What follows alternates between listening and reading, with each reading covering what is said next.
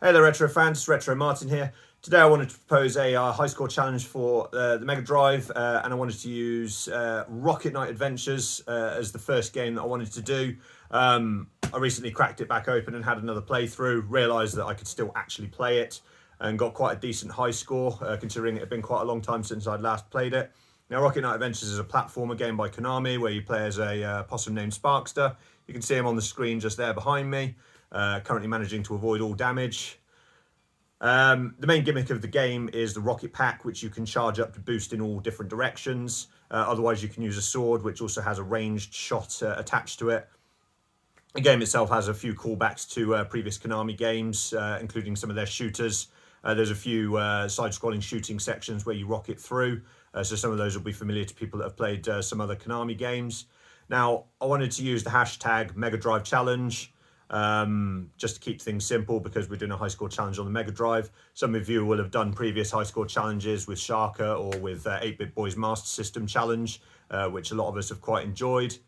Now, in terms of how you play, doesn't matter if you use original hardware or if you use emulation. If you do emulate, just make sure not to use save states because that would be cheating.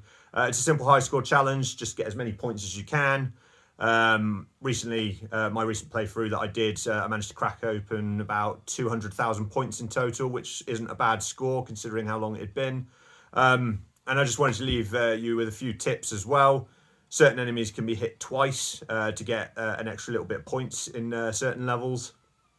Sometimes it's actually beneficial to take the odd hit because you can do damage quicker that way, and also you can get those extra hits in to get those extra points. And there are various points of the game where you don't actually damage the enemies yourself. However, if you're not there to see them die, you won't get the points. So that's just a few things to consider for those of you that have never played the game.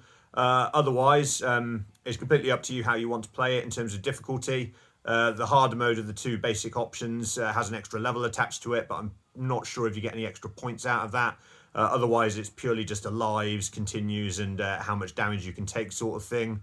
But if you want to play on the harder difficulty level, then please do. You can consider it a bit of a personal challenge. I went through hard mode myself on my recent playthrough. I did die a few times because I got quite cocky after managing to get through quite nicely some of the earlier sections. But, I settled back in again and I managed to complete it without using a single continue. So that was pretty good. So, yeah. Hashtag Mega Drive Challenge. See how you get on with Rocket Knight Adventures. It's one of my favourite games of all time and probably my favourite platformer on the Mega Drive itself.